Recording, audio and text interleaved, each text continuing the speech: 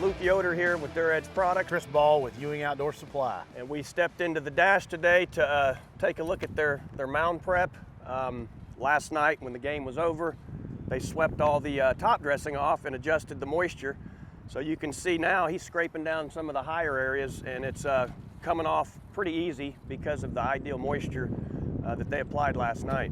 Chris, when you guys were managing fields, did you guys do most of the prep at night or sometimes the next day, having it adjust the moisture overnight? You know, it varied for us because we had, you know, our schedule was such, being at the beach and then being in Gwinnett, that it varied with game day, game times.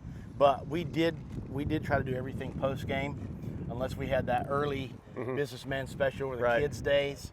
But we like to do it at night, you know, because you do have that heavy air that actually help, you know, that give you an assist.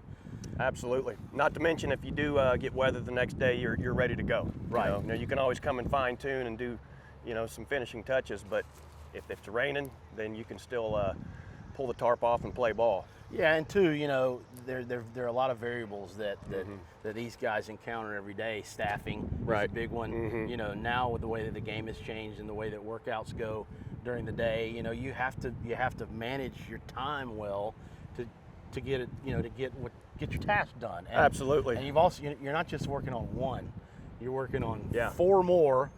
And home plate. Right. Yeah, it's a lot for a minor league crew to handle if you're going to do it all the next day, which is why most people do, you know, some of the repair at post game. Right. Some at night and some during the day. Yep. But definitely want to thank Matt here. We've got at the Dash, head groundskeeper and assistant. They actually left this open for us so we could actually have some talking points here. So you can see, again, he scraped down some high spots. He adjusted the moisture, and then they scarified the hole with that sharp rake, and now they're getting ready to set it in. Yeah, and they got really good tools of the trade here on board with them to do their clay work. You know, having that Mr. bottle is really nice. Absolutely. So you're not you're not trying to use a hose. You're actually controlling that amount of water that goes down, and they've got that you know, the sharp tooth, the rake that really good for cutting and leveling and stuff like that. And then their lute with the, you know, the fine teeth and the scraper blade. I love some of my favorite tools between the DuraRake, the lute rake, which is originally for tennis courts, and then the sweet spot tamp. So I think they're getting ready to set it in. Yeah, you know, the nice thing about a black stick is there's a moisture level right out of the bag. Right. You know, so it's not that it's got to get smeared and smothered in water, and you're seeing how easy it's getting in the footholes. Right. Yep. They just took it right out of the bag and packing it in. There are some end users who like to do a little management, maybe add a little water or screen it, but it's not necessary, and you can literally just take it out and pack it in. Right. I like too how they've got the entire area swept, so instead of just sweeping right around the hole, they've got the whole thing swept, so it gives them a lot of room to work where they're not getting anything, you know, contaminated with the top dress. Right, and as we all know too, this is a very high traffic area. So it's not, you know, you just don't always get a perfect foothold in front, you know, in the landing zone, and you don't get that perfect little foothold over half the rubber. You know? Right. Dude, you're going after the main landing area, but also there's secondary landing areas that maybe the hole's not as big, but you still want to address. Right. One nice thing about black stick too is that you're using such a little amount. I mean, a lot of other packing clays, you'll use maybe 3 bags per game to repair everything. And in this case, you know, a lot of times 1 bag of black stick will do the repair on the home plate, pitching mound, and the 4 rubbers in the bullpen. Yeah, and the pins.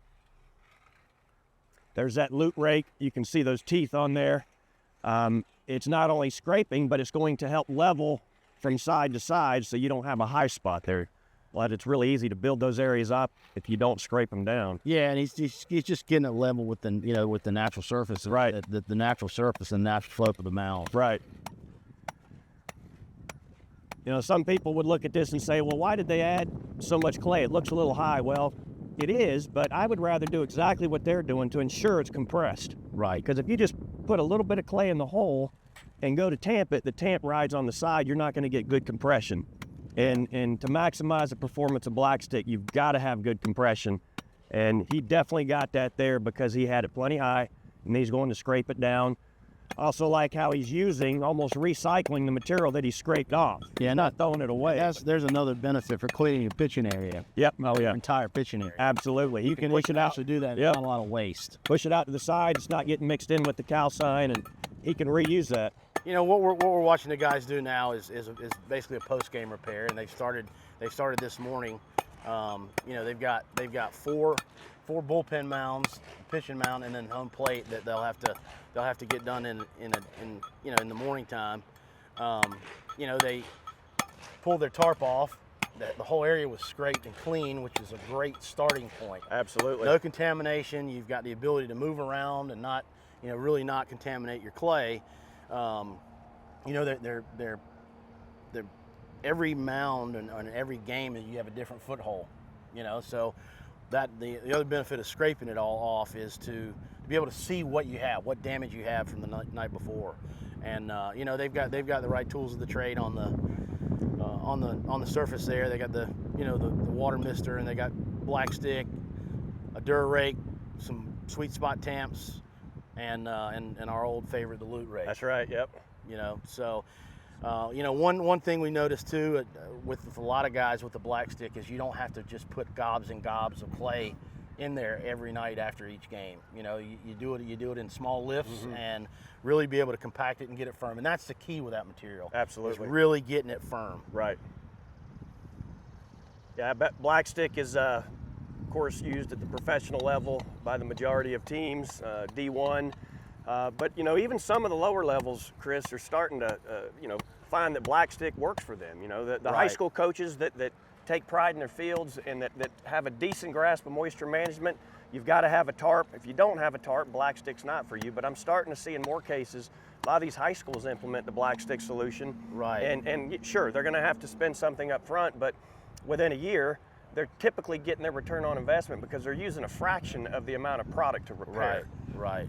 You know, and the big thing about the moisture management, and I think I saw it on somebody's whiteboard in their shop, you can always add more. That's right. But you can't take it away. That's right. Absolutely. So, there is a limit. You have to know its limits, and it's an experimental deal to start with. But once these coaches and folks figure it out, it's a great tool. Absolutely. And we'll see kind of the finishing touches on what they do here to get this game ready. But more than likely, they're going to come in and adjust the moisture. But one thing that's also key with black stick is, as you alluded to, you can always add more. And so typically what groundskeepers will do before they put the tarp on is they'll adjust the moisture. But usually you don't need to put any moisture or very little on exactly what you tamped. Right. And so at this point, that's ready to go. And they'll typically be light on that. But if you water the whole thing too heavy and put the tarp on, you could be a little too soft in there at game time. Yeah, and that's one of the biggest benefits of the material is that it's really ready to use. Right. And that's huge. Nice and tight. I mean, pressing hard, making a small indentation. When black stick's set up right with right moisture, it's almost like hot asphalt. Right. The players' spikes go into it. They've got great grip and footing, but they're not really blowing much out. Right. Yeah, they've got it slicked off now. Kind of ready for the next phase of the puzzle.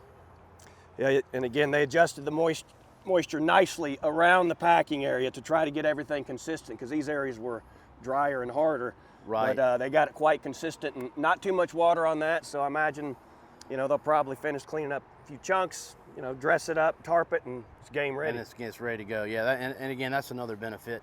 Think about if you had a doubleheader today. Yeah. And this was between game 1 and 2. Right. We've watched these guys do their thing for 15 minutes. Right. And they're ready to go and play right now. Yeah, absolutely. They really are. That was a quick repair. Yep.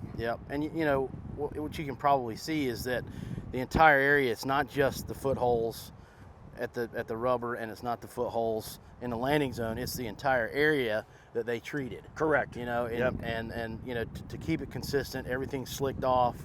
I mean, again, they're ready to roll. Yeah, textbook repair, I'd say. Yep, for sure. So what they're doing now is they're top dressing their mound, Luke, right? So everything was cleared off. They're putting a fresh layer of conditioner on top of it. He's going to get all his chunks and the rest of his crumbs from the night before to just kind of give that real pristine, perfect pitching surface area. Absolutely, yeah. Kind of the finishing touch, and you know, he had it all adjusted perfectly with the moisture. So this is kind of the last step. As you said, he'll remove a few chunks and get the top dressing out there, tarp on, and then literally they take the tarp off right before the game. It's totally ready to go. You know, maybe one more little groom and paint the rubber up and play ball. Yeah, and you know, different field managers have different philosophies. Some guys will sweep the entire surface off just to get a fresh start every night.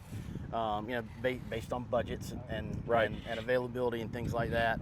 But there's no reason you can't reuse a lot of what you had. Some guys will even bring a sifter scoop out, you know, sift everything but the chunks and reuse some of the top dressing from the night before.